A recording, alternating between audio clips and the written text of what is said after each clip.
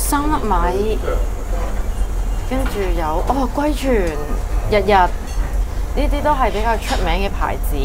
二兔我呢度係唔用光係有冇原因？有原因㗎，因為對清酒嚟講，紫外線嘅傷害比起熱嘅傷害更加嚴重。咁有時咧，尤其是3粒米，佢係透明樽㗎嘛，咁你就算係 LED 咁，都係對佢有少少影響㗎嘛。咁所以完全唔光咧，係一件好好嘅事嚟嘅。信州龜苓、甜酒、藍山，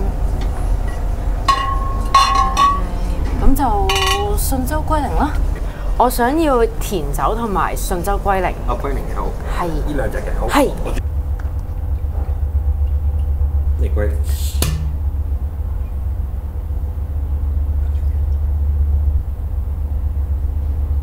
佢頭先佢咪會倒到滿瀉咁樣嘅？係啊，呢個就係即係好盛情招待，所以咁樣倒到咁多咁樣咯。呢一杯即係呢一杯啦，係信州龜苓嚟嘅，係啦。呢一杯咧就會係頭先嗰支甜酒嚟嘅。呢一款咧雖然都有啲果香，但係咧相對嚟講 dry 少少嘅。咁呢一款咧係明顯地甜啲嘅。飲咗 dry 嗰個先，係啦，因為如果飲咗甜嗰個先咧，咁再飲翻唔甜嘅嘢咧，嗰個酒精感就會好出㗎啦。咁所以我哋通常係會由唔甜飲到甜，呢個飲法咧唔單止係清酒嘅，葡萄酒即係所有品酒都係由 dry 嘅，由唔甜嘅嘢飲到去甜咯。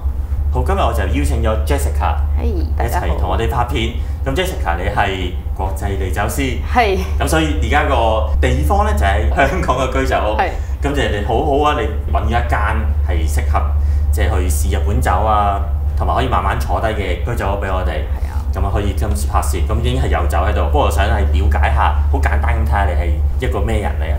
我係一個國際唎酒師啦。唎酒師同國際唎酒師最大嘅分別咧，就係日本考定係日本以外嘅地方考。第6屆嘅世界唎酒師比賽嘅香港代表啦。第6屆即係幾時咧？就係今年2月。2025年嘅2月，因為可能觀眾唔係而家睇㗎嘛，係啊，萬一佢27年睇嘅時候，今年2月有咩名？係2025年，佢係正常嚟講4年1次嘅，但係咧因為有疫情啊，所以其實今次係隔咗5年先開始咯。咁呢個你就即係出場嗰陣時就佩戴呢一個。係啦，出場嘅時候就佩戴呢一個啦。嗰度有日本人啦，譬如我哋香港人啦、台灣人同埋美國人都有嘅。但係咧佢哋會好 confuse， 因為我俾卡片佢哋嘅時候，你知日本人好中意俾卡片㗎嘛。佢哋係究竟介Yang さん啊定係 Jessica さん咧？因為我係叫佢哋唔好叫我 Yang さん啊，請叫我 Jessica。但係佢哋日本人係冇英文名呢個習慣㗎嘛，咁佢哋會好 confuse 啊！你究竟要點樣叫你啊？咁樣真係好勁，香港代表喎。好勁啊！多謝多謝。係對於即係我呢啲對於日本酒唔係咁熟悉嘅人嚟講咧，突然之間有一個已經係代表香港出賽嘅，即係個咁勁嘅人喺我隔離嗰啲，我唔知點樣好啊，有啲緊張添。我驚係講埋啲嘢好似好低能咁樣咧。唔會嘅，唔會嘅。俾你打。絕對唔會，因為有時咧好多客人入嚟咧，佢連自己想要啲咩都唔知。咁我哋嘅責任咧，其實就係令到一個乜嘢都唔知嘅人揾到適合佢嘅嘢。咁我就係嗰啲人啦，我就係連自己想點都唔知。咁因為咧，我就係之前推咗介紹拆製日本酒嘅片啦。咁 Jessica 睇咗之後咧就聯絡，咁我先係認識 Jessica 啦。咁今次就好高興同大家講解一下。咁今次咧就係好入門嘅講啲嘢，就係點樣去揀日本酒啦。咁有陣時嘅情況就係點咧？即係可能去日本旅行就去咗好多啦。咁有陣時去咗日本咁想試日本酒，咁但係咧個 menu 好似有好多咁樣又唔知點揀。今次就係模仿嗰個情景啊，就係譬如我去咗一間居酒屋啦，咁我唔知點揀咧，靠 Jessica 去介紹，咁又講一啲初心嘅嘢咧，咁亦可能有陣時按需要咧，就可能又去講翻啲即係深入啲嘢都可以嘅。係已經係叫咗2種㗎啦嘛。係啊，我已經叫咗2種。其實咧一款係叫甜酒啦，田地個田，清酒個酒。另外一款咧就係信州龜苓。信州龜苓已經係比較出名嘅。咁甜酒其實而家都越嚟越出名嘅，但係就真係冇拆製白海山嗰啲咁出名啦。呢款雖然係新口，即係人話嚟講就係唔甜，但係咧佢又未話 dry 到好近口啊咁樣嗰啲，咁所以我建議你可以左一啖右一啖試咗先，好有個對比。明白，可能可以試下先。咁係咪聞係可唔可以嘅？即係會唔會？聞係絕對會嘅。咁因為你有時聞完個香氣先再飲咧，又會爭好多嘅。咁我驚倒瀉，咁我擺喺度聞啦。好。哦。喂，真係喎！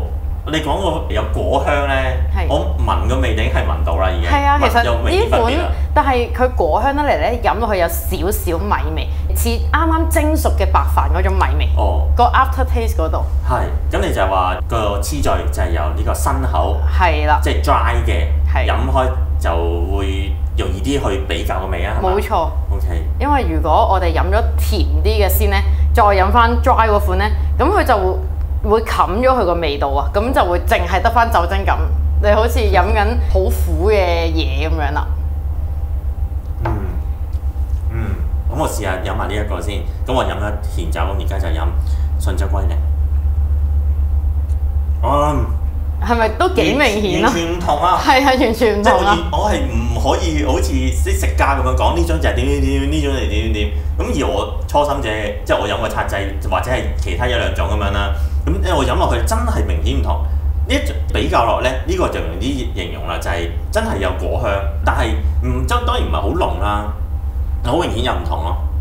佢會有少少荔枝啊、青蘋果嘅感覺咯。係啦，有啲蘋果 feel， 你咁樣講。係喎，信州咧其實咧都係好出名出產蘋果㗎。係啊。第一、第二嘅出蘋果，不過當然同蘋果未必有直接關係啦。以你嘅唎酒師嘅角度去，即係好簡單咁講下呢兩種係即係飲落去有咩感覺啊？有咩唔同咧？第一款咧，佢相對係新口得嚟，但係唔會話 dry 到好近啦。咁同埋都仲有保留少少嘅果香嘅。咁點解會揀第一款同埋第二款呢？第一款咧係一個好容易喺居酒屋襯嘢食嘅款，基本上佢由頭襯到落尾都可以㗎。然後第二款咧其實係普遍香港人會喜歡嗰種好果香啊，稍為甜少少嘅款。但係如果攞佢嚟襯嘢食，有時一啲比較清淡啲，可能係蔬菜啊，或者係啲白魚刺身咧，佢好容易冚咗食物嗰個味道啊。咁所以咧，我會建議襯嘢食咧就揀一啲比較 dry 啲。如果係就咁飲咧，可以揀一啲甜口少少。當然啦，如果你話食啲燒料啊、燒肉嗰啲咧，第二款都係好容易襯嘅。好啦，咁其實已經係有啲嘢食，咁我喺呢度食住一路講啦。咁譬如我去居酒屋咁樣一叫，咁係咪一開始你已經係可以叫酒，定係配合嘢食嚟嗰陣時先飲，定係其實冇乜所謂嘅咧？其實係冇乜所謂嘅。咁如果我今日想係以酒配食嘅話，咁我咪嗌咗我想要嘅酒先，跟住睇下有啲咩食啱襯翻佢咯。如果唔係，我今日就係想食依間居酒屋嘅乜嘢食，咁係調翻轉睇下有冇酒 fit 翻落去咁樣咯。所以要睇下你係以酒配食定係以食配酒。係叫嘢飲，再叫嘢食，其實一齊叫晒都冇問題。絕對冇問題啊！咁如果你話想一齊叫晒嘅，咁第一款咪容易啲 fit 晒所有嘢咯。明白。咁而家咧就係一開始咧居酒屋嘅話就會有呢個叫我拖絲啦。有冇中文叫名？有冇？中文哇！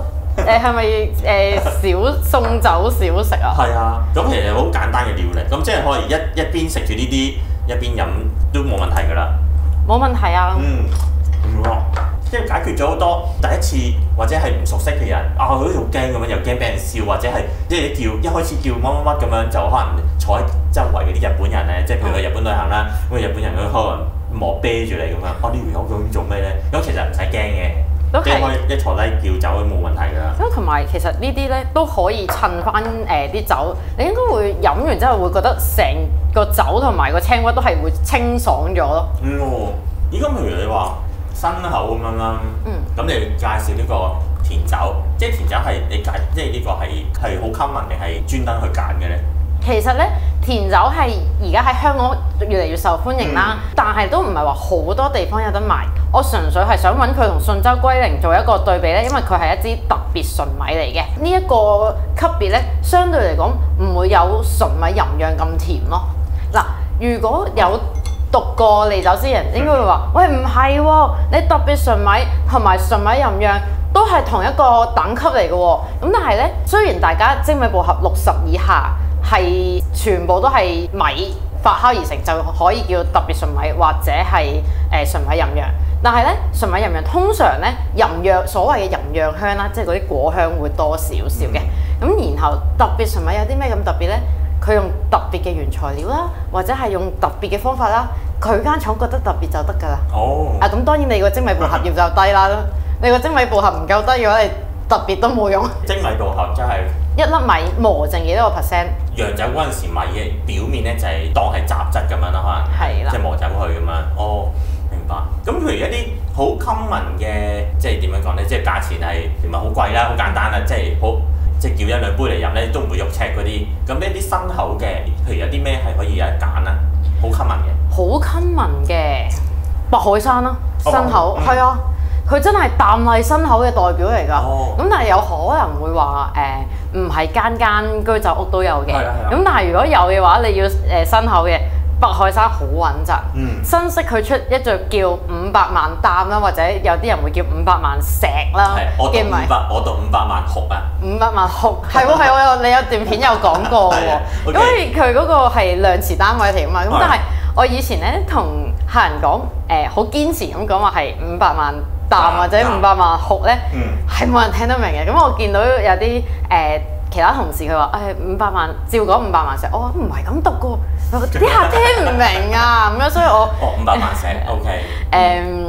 其實應該係好似你咁講係學嘅，因為佢係一個量詞嘅單位，但係聽唔明。OK 唔緊要，即係白海山 OK 啊。白海山絕對 OK 啊。仲有啲咩可以即係容易啲見到嘅咧？新口。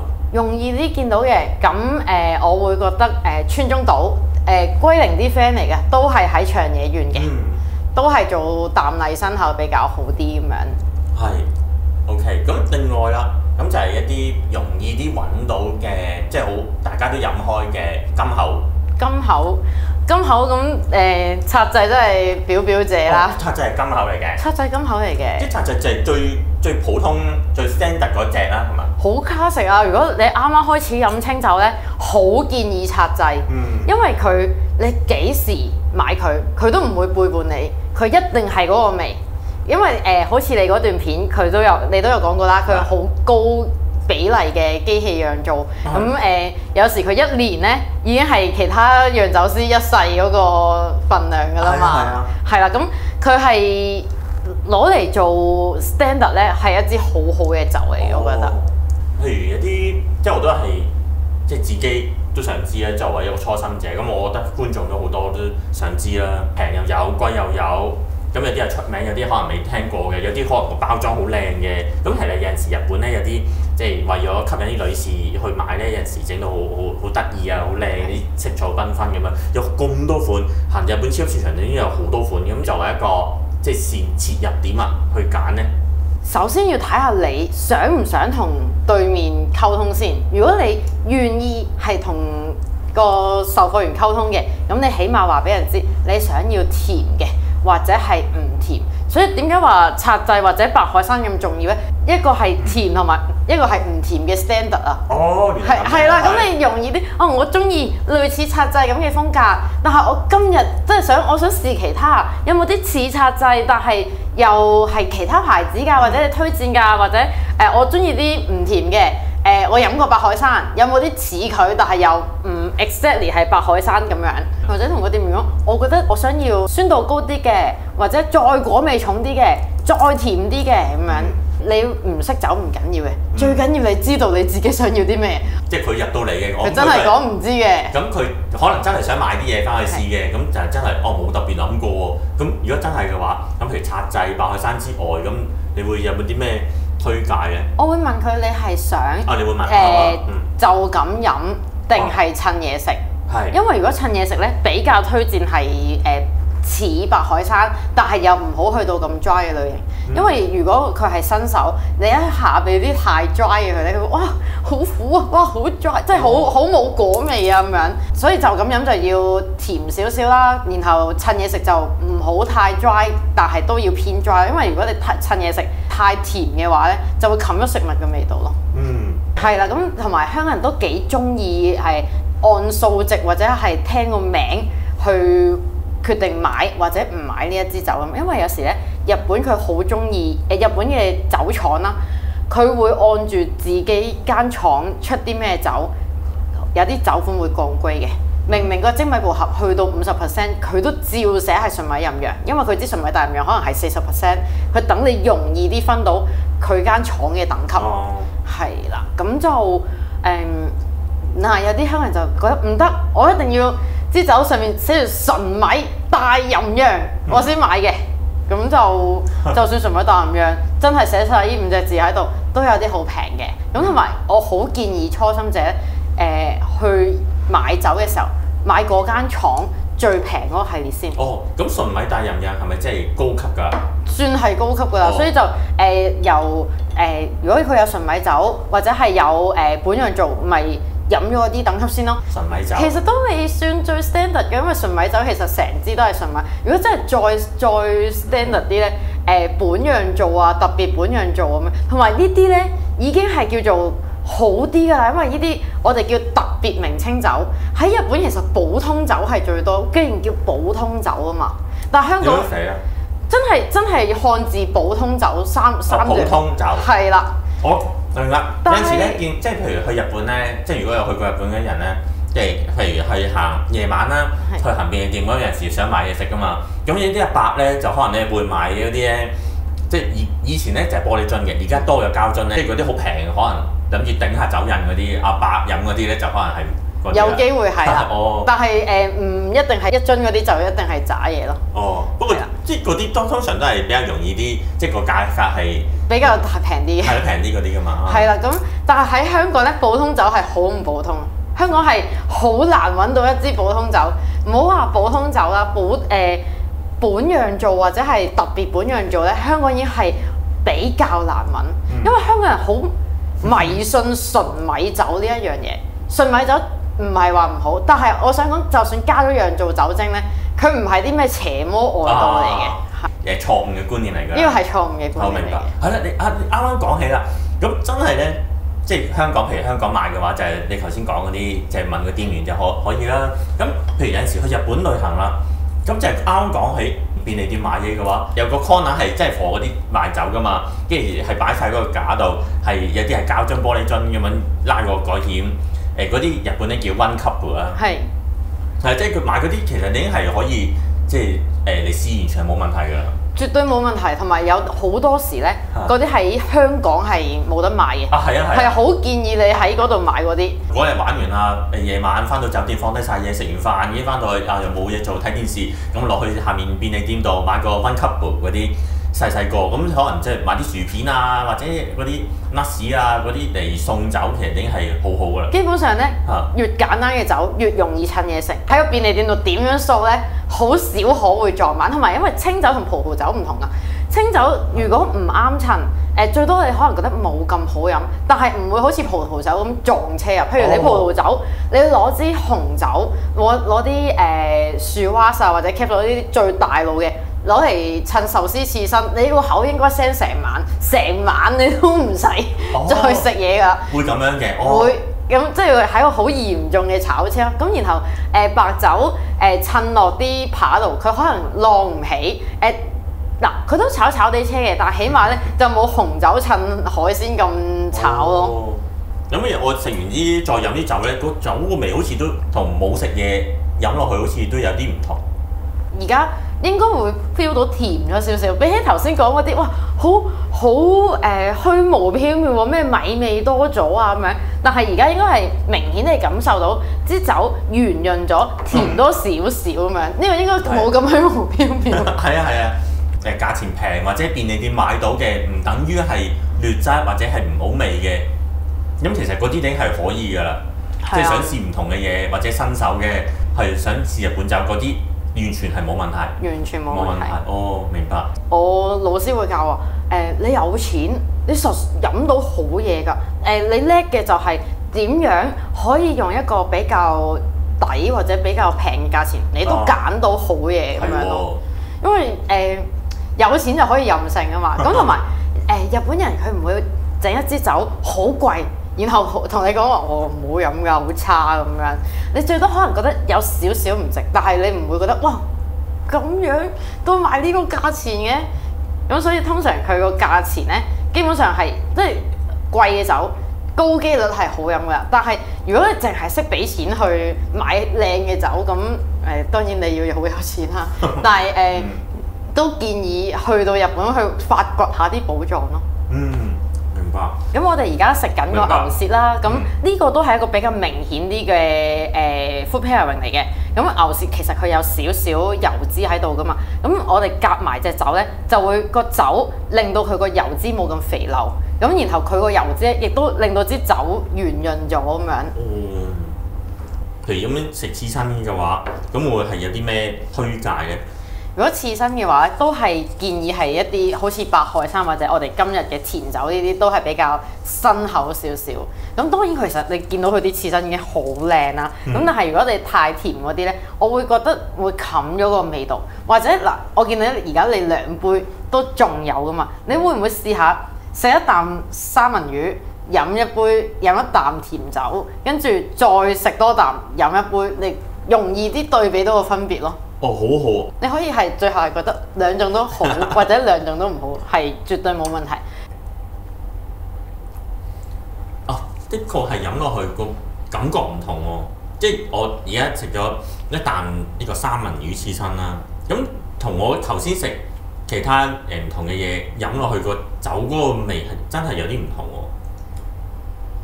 食其另外一口，跟住再飲一個比較甘口啲。咁樣食落去，即係覺得，即係譬如食物嘅話，真係好按嗰個食物嘅特性。即係譬如魚嘅話，三文魚可能有啲即係脂肪比較多嘅話，咁可能食落去真係對於配酒嚟講，真係有一個好明確嘅意義喺度喎。真係。係啊，同埋因為其實清酒佢成日都叫食中酒啊嘛，佢真係好俾你去襯嘢食嘅。譬如頭先即係我成日都覺得係以為配酒係咪好似懶型咁樣一樣嘢咧？咁其實原來食開咧，就發覺係真係有唔同喎，真係配係有意思喎。個三文魚襯第一杯咧，佢會令到個成杯酒圓潤咗得嚟咧，個魚嘅鮮味會再出多少少。但係咧第二杯咧，佢會令到個魚有個尾嗰度會有少少腥腥地嘅感覺。同埋佢一開始咧，佢會冚咗個魚味先啦，冚完個魚味之後喺個尾度帶翻啲聲出嚟咯。因為佢真係就咁飲嚟講比較甜啊，尤其是我哋而家即場有兩杯咧，容易啲有個對比咧，咁你就容易啲知道自己中意啲咩。你可以就咁飲，你係中意支順州龜苓嗰啲，哇！佢又香又甜，又有蘋果，有少少荔枝嘅感覺，好特別喎。點解米都可以有啲咁嘅味道嘅？好中意飲呢個，絕對冇問題。但係如果你趁壽司刺身嘅時候，建議你飲翻啲冇咁甜嘅 dry 啲嘅，咁容易啲帶出佢個好處咯。係一樣嘢，日本酒即係清酒、日本酒呢啲係咪基本係凍飲嘅？其實咧，如果你你可能比較後生啲啊，其實以前咧啲日本酒咧，好多時都係熱飲啊嘛。即係以前係興熱飲嘅。係啊，同埋以前嘅意思係以前到幾時啊？因為以前係冇雪櫃，即係嗰啲冷藏冇咁好嘅時候，一係室溫，一係就做一個 kan sake，即係助暖佢嚟飲噶嘛。係 atsukan。係啦，咁熱飲喺香港咧，其實有少少難。頭先都講啦，香港大家都中意純米吟釀、純米大吟釀，但係呢啲咁果香、咁纖細嘅酒咧，除非你好有技術，如果唔係，我唔特別建議你整熱。咁因為直情如果以前咧，啲人話純米大吟釀唔好整熱啦。咁但係咧，因為我今年年頭去過一個 kan sake嘅節日啊，佢連平時即係熱飲嗰度淨係得熱嘅清酒嘅啫。咁係特登，佢哋好有心啊，請咗兩個喺日本好叻整熱清酒嘅師傅過嚟。即係整熱佢已經係一門學藝嚟㗎啦。係啊，因為你唔同酒，你要整熱到唔同嘅溫度啦，同埋你係好快咁整熱佢，同埋慢慢咁加熱咧又唔同。咁我都有問咁我要點樣揀咩酒去整熱啊？冇㗎，逐支試㗎。咁平時嗱喺山口縣除咗拆製之外，大嶺酒造都應該係一個喺香港比較受歡迎嘅品牌啦。3粒米，因為有時就算唔係好識飲清酒嘅，佢嗰個酒樽有3粒米喺上面嘅，好容易認嘅，又係啲好甜口啊嗰啲。咁諗住哇，咁果味重嗰啲係咪應該唔好整熱啊？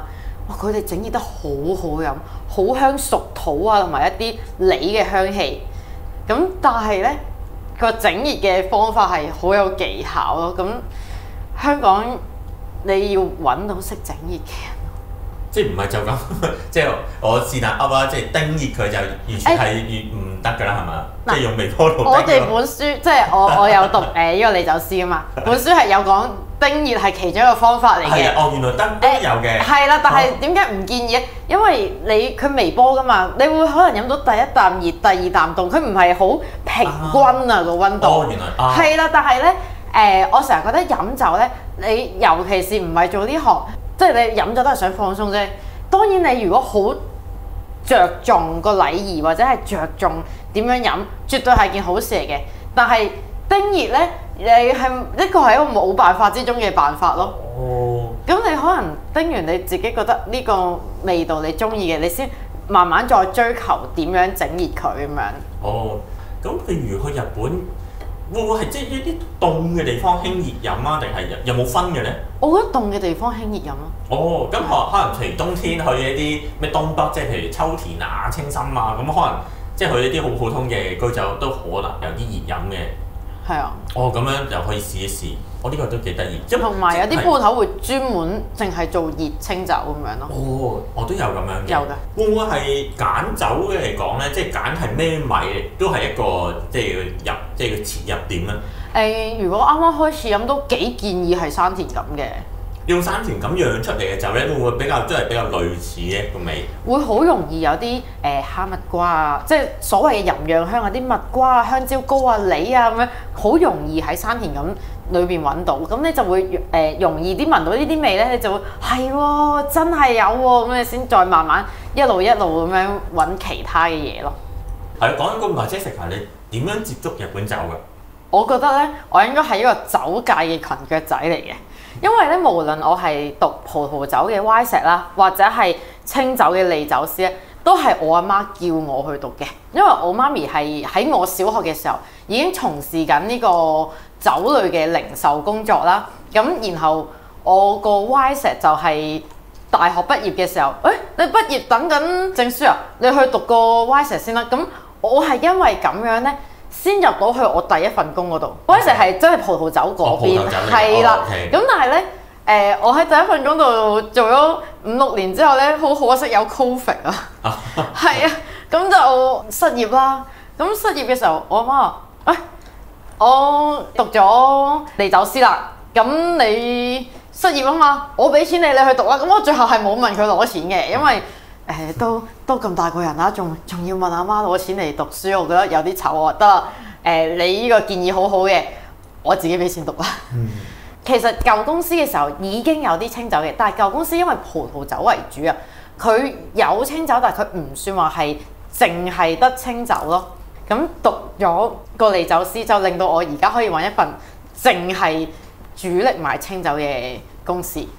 最初飲日本酒嗰陣時，大概即係係咪好耐㗎啦？已經好即係可以飲酒嗰陣時，你係試飲日本酒嘅？其實的確唔係啊，真係喺做咗幾年葡萄酒之後嗰陣咧，雖然未讀利酒師，但係咧嗰陣香港嘅ERB 咧都有少少呢啲清酒嘅課程。咁但係個阿 Sir 係教得好好嘅。雖然嗰陣我未考利酒師，但係基本上你讀完佢嗰個咧，你去考利酒師絕對冇問題。但係因為嗰陣時香港未有中文嘅利酒師讀啊，咁嗰陣時已經有接觸過噶啦。然後失咗業之後就索性補埋個牌啦，咁樣，因為始終你未去考一個國際試，就算你識晒嗰啲 knowledge，但係你冇個章或者冇張沙紙，其實人哋都唔一定認可你噶嘛。即係日常生活知道有日本酒呢樣嘢，但係未必去即係會主動會買嚟試嘅。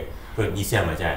讀咗政府個課程之後，都開始會飲下啦，同埋即係起碼都知道乜嘢叫純米，乜嘢唔係純米，同埋吟釀同大吟釀點樣分咯。即係飲下意思，即係你係真正去即係譬如讀進修之前嘅話，真係日本真係冇飲過。係啊係啊，唔係零咯，零算唔算啦？因為零真係啊 Mio。哦 OK。因為有時咧收咗工之後唔想飲一啲好認真嘅酒啊，咁 Mio 咧我覺得係一個幾好嘅入門嚟㗎，因為係有少少氣泡啦，甜甜地啦，佢又未去到好似 True High 咁樣，因為 True High 咧有啲人就會覺得會唔會太普通或者係好似好唔專業咁樣，但係 Mio 咧如果細支裝咧35蚊就已經有一支，好平啊！咁佢係一個好入門得嚟咧，你唔使話好 hardcore 嘅酒咯，好容易飲，然後啱啱飲清酒嘅人都會容易接受嘅款式。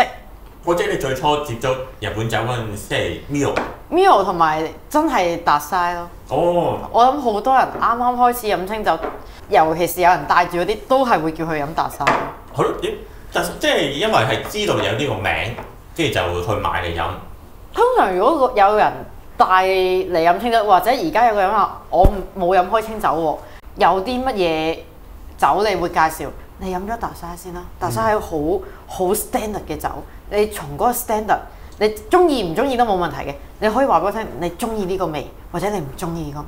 啱啱我食開呢個，我食咗一個叫金菇肥牛卷啦，咁上面有啲好似黑椒咁嘅嘢，即係啲胡椒咁嘅嘢啦，跟住我就即係唔不為意咁樣就飲咗一個卡拉古茨嘅，即係新口嘅，而好似會令到佢胡椒味突顯咗，好辣啊！咁我就發覺啊，原來即係我嘅情況底下咧，即係食咗譬如啲胡椒嘅啲黑椒嘅嘢咧，飲一個阿瑪古茨即係金口嘅，就可以柔和翻件事。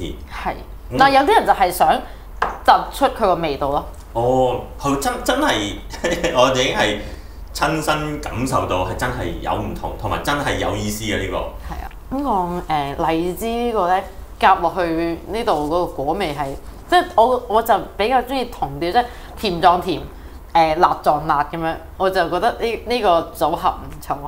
即係國際唎酒師，即係專係 for 日本酒㗎嘛？